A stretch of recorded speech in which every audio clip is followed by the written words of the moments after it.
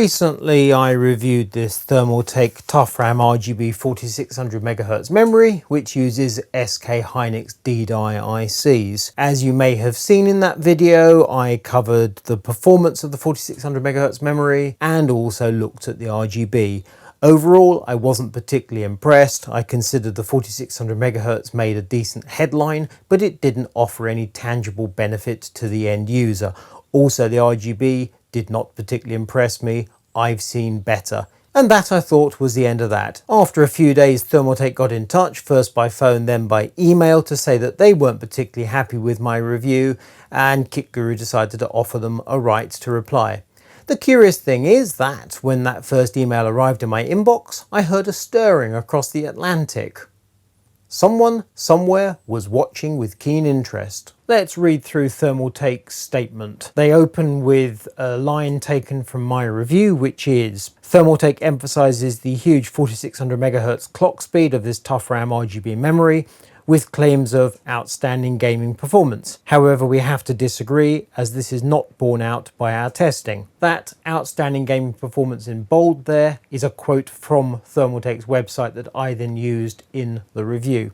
And in response to that, Thermaltake says, 1. The Thermaltake Tough RAM was tested on the motherboard Gigabyte Z490 Aorus Master BIOS F6. After checking the memory QVL list for the motherboard used in the review, our 4600 MHz Tough RAM is not listed as tested for this motherboard. Also true, and also stated in the review. 3. All other manufacturers' memory used in the review testing have been tested by Gigabyte and approved. 4. Our Tough RAM has been tested by ASRock, Asus, MSI, and is on their approved QVL list for Ryzen Intel Z490 motherboards. Bit of a puzzle that Gigabyte's not on there. We reached out to Gigabyte UK and they told us that they're also slightly surprised they're not on the list, given they are the second largest motherboard manufacturer on the planet. They are going to send this back to their HQ in Taipei and do their own testing and get the Tough RAM added to Gigabyte's QVL list. Point 5. Gigabyte does have our 3600 MHz Tough RAM approved on their QVL list for the Gigabyte Z490 Aorus Master BIOS F6. Right, so this motherboard here has 3600 MHz on the QVL list, but not the 4600. Fair enough. We are fully used in our testing and reviews to finding products that aren't on QVL lists, because generally speaking we get to do the testing about the same time the manufacturers do, then they have to update their lists. The fact this memory is not on Gigabyte's QVL list of this motherboard caused us no concern whatsoever. The fact is, as I said in the review, if this memory had misbehaved on this Gigabyte motherboard, I would have retested on this MSI motherboard, which is on Thermaltake's QVL list. At the time there was absolutely no need, because the memory appeared to behave absolutely perfectly. You'll also note that Thermaltake isn't taking issue with our test results. They're not saying their memory hasn't performed as they expected.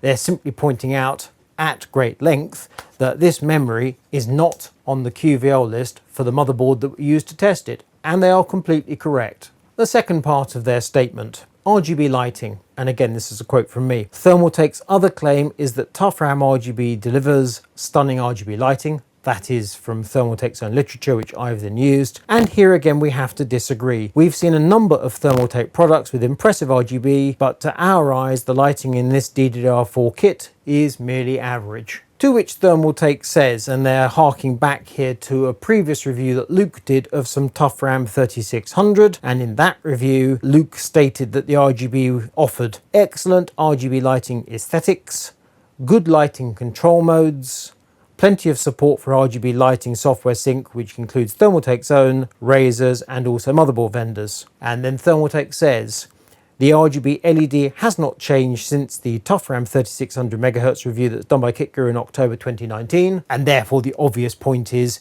if Luke thought that back then, I should think something similar about this memory now, which is not entirely unreasonable. My view is that I've seen a lot of RGB over the years. Some of it has impressed me, some of it less so. Some of Thermaltake's own RGB has been very good. This particular RGB did not impress me a great deal. Thermaltake is picking up the point that Luke has liked RGB that ought to be the same as this RGB in other tough RAM memory. So let's ask Luke what he thinks about Thermaltake's RGB in their tough RAM memory. Thanks, Leo. So I reviewed the Thermaltake tough RAM RGB about a year ago, and I was impressed by the RGB solution at the time. I thought it was pretty good. I liked the lighting, I liked the colours. At the time, the price competitor was the Corsair Vengeance RGB Pro, and I thought the Thermaltake tough RAM RGB was a pretty reasonable competitive solution.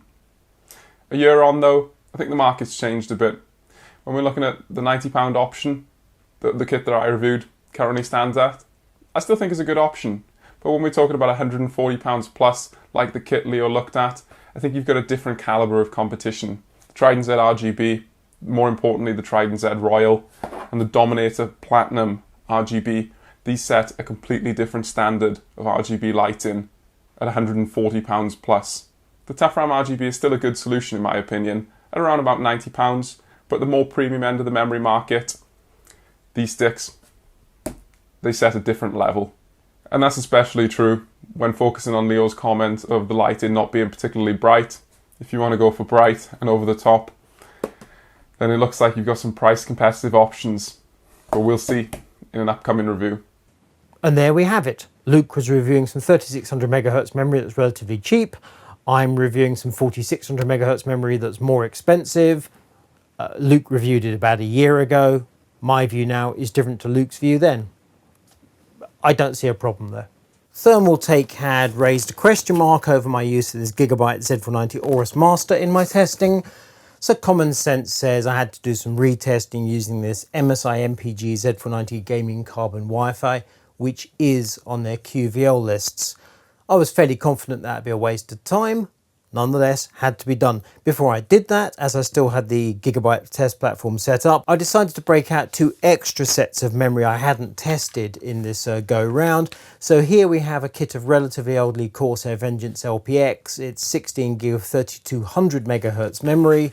I don't know what the ICs are. Typhoon won't identify them, it's that old. And then we have G.Skill Trident Z Neo. It's the 32 gig kit, rated at 3600 megahertz. Uses SK Hynix D-Die, just like the Gigabyte 4400 and the Thermaltake 4600, and therefore provides a useful point of comparison. When you look at the test results, the G.Skill Trident Z Neo is up there and fighting. The Corsair Vengeance 3200 is pretty much down the charts, just as you'd expect. Having added those extra data points purely for extra interest, I then fired up the MSI MPG Z490 Gaming Carbon Wi-Fi, and to no great surprise, these 2 Z490 boards perform exactly the same with the Tough RAM 4600. But I'm happy to say using this Gigabyte board, which is not on Thermaltake's QVL list, was not a problem. That's Intel Z490 covered, but what about AMD? After all, Thermaltake's product page for the Tough RAM 4600 says it's supported on both Intel Z490 and AMD X570. Thermaltake doesn't have any supported boards on its QVL for X570, but they tell us various motherboard manufacturers do indeed support this RAM. Looking at the QVL lists on the motherboard manufacturers' websites, I cannot track down any motherboard that supports this particular speed of RAM. So I've taken this Asus TUF Gaming X570 Plus, which is a perfectly decent X570 motherboard, and I'm going to try running this memory at full speed. On this platform, it's called DOCP rather than XMP. We enable, and there we go. A pop-up warning us that this is a bad idea. So come on then, Luke, what's that all about?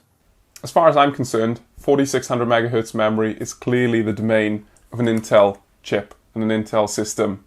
And the reason being is because the less than preferential Infinity Fabric to memory controller divider you see on Zen 2 is a hindrance to memory performance beyond about 3600, maybe 3733, maybe 3800 MHz memory clocks. On Zen 2, at 3600 MHz memory speed, you get an 1800 MHz memory clock, and then you get a 1-to-1 ratio with the Infinity Fabric.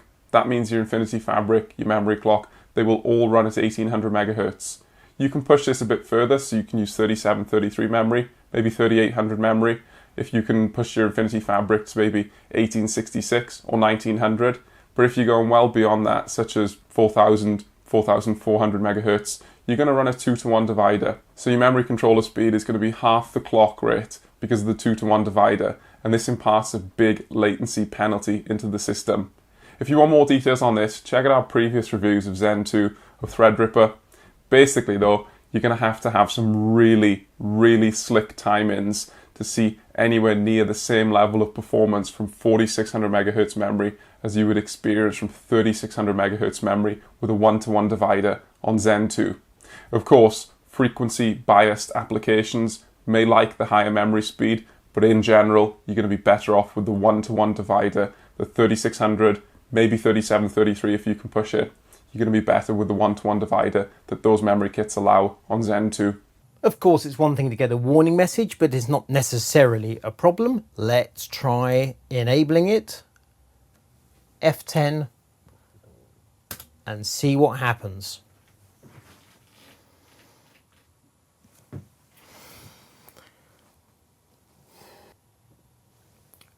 Strikes me that Asus meant what they said. Nope, going to give it up as a bad job. The AMD system is up and running, however I'm running the memory at 2133 megahertz. We're not looking at performance now, we're looking at RGB. You may have wondered why I did the extra testing with the 3200 megahertz Corsair Vengeance LPX and also this G-Skill Trident Z Neo. And the reason is I was hoping that the Thermaltake memory would actually behave at full speed on AMD. It hasn't, in which case I had a kind of license to bring more memory in to do some AMD testing, and I was rather interested to see how the Trident Z Neo would have worked with the Ryzen 9 3900X. But the Thermaltake didn't work with AMD, so scotch that. Anyway, it's RGB time. The memory installed here is the Trident Z Neo, so I'm going to bring the camera in and then I'm going to take you through a series of different memories so you can see for yourself what you think about the different RGB. G-Skill Trident Z Neo, controlled by AuraSync within Asus Armoury Crate. The diffusers work well. You can just about see the light points from the individual LEDs. The colours are vibrant. This is a good effort from G-Skill. G-Skill Trident Z Royal Gold Edition, again on Asus Aura. Anybody who tells you they don't like RGB has probably never seen Trident Z Royal in action. It's absolutely fabulous. Indeed, it might even be over the top. As RGB goes, this is really good stuff. And those diffusers are just wonderful. Gigabyte Aorus RGB, again on Asus AuraSync. The lighting is perfectly pleasant, but it's nothing special. The colours look good, however you can see the individual light points. So this is what I would term average. The sort of lighting you'd expect to see on a less expensive kit. Corsair Dominator Platinum RGB, controlled by Corsair's IQ software. In addition to controlling the lighting pattern, the software also displays the timings of the memory, allows you to graph the temperature, and gives you warning if the temperature goes over a preset figure. Not that it's very likely with DDR4, but the point is here, the software is an all-inclusive suite. The lighting looks good. Corsair has hidden the diffusers behind the heat spreaders, so you really can't see the individual lights, and overall the pattern is very pleasing with lovely vibrant colours. That's decent RGB in action. In a slightly unexpected turn of events, I've reverted to the MSI Gaming Carbon Z490 motherboard because it looks like one of the two modules of Thermaltake memory was damaged when I tried running 4600 MHz on AMD X570. Having gone through these sets of memory at 2133 MHz on AMD, I then plugged in the Thermaltake memory on that board and the system refused to post. Jiggling things around, I've come to the conclusion this module's absolutely fine. This module, the RGB, seems to be fine. However, it's got some sort of problem. Switched back to Intel just to confirm it wasn't the AMD-ness that was the issue. Exactly the same thing going on. So I've got one module of Thermaltake installed and I've got one module put to one side. Must confess, I'm rather glad I never tried benchmarking on AMD before I got all the Intel figures. Goodness me, today just gets better and better. So let's take a look at the RGB on the Thermaltake one more time. We're running MSI's Dragon Center software and the RGB control is their Mystic Light utility. Taking a close look at the RGB in the Thermaltake module, my views have not changed one scrap from the original review. You can clearly see the light points through the diffuser, the RGB is absolutely fine, but it's nothing special. In my original review, I used Gigabyte software to control the memory, and just now I used MSI's software. But what about Thermaltake's own? Go to the product page on their website, look at the download section. We've got QVL list, TTRGB+, Tough RAM, and a couple of apps for your phone. TTRGB Plus is their old school utility for all their RGB. Tough RAM is specific to memory, as the name suggests. However, if we look up here, we'll see a logo for Neon Maker, which is not actually listed here. So there are actually 3 pieces of software that might be relevant to the RGB. TTRGB Plus. There we go. Could not find fan controller, an error message I have seen in the past, and so too has Luke. Okay, TTRGB Plus, not so good. What about Tough RAM? You may recall I actually showed this in my original review.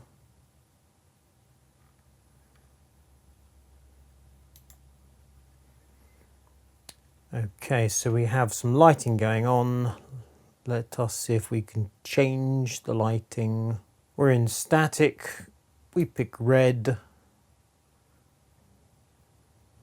and apply. Nope, still changing, which is what I saw in my original review. And the final option is to try Neon Maker. And basically the idea is that you can edit your lighting pattern. So you can drag in effects and then you can play. When you run Neon Maker, to my mind, it certainly helps the memory. However, the diffuser and the lighting itself, nothing particularly special. The overall effect is perfectly pleasing. I think we're done here. Thermaltake wasn't best impressed by the conclusion to my review of their 4600 MHz memory. They sent us a statement. You've seen the statement. I've gone through the statement line by line. I've addressed, I think, all the points they made. And after a great deal of thought, I don't feel the need to change anything in my original review. I'll be interested to know in the comments below, do you think my original review was far too kind, perfectly okay, or far too harsh? Feel free to let us know what you think. And as for Steve from Gamers Nexus, he can get back in his box. I'm Leo Walter for KitGuru. This was my response to Thermaltake's response to my review of their Tough RAM RGB 4600 MHz memory.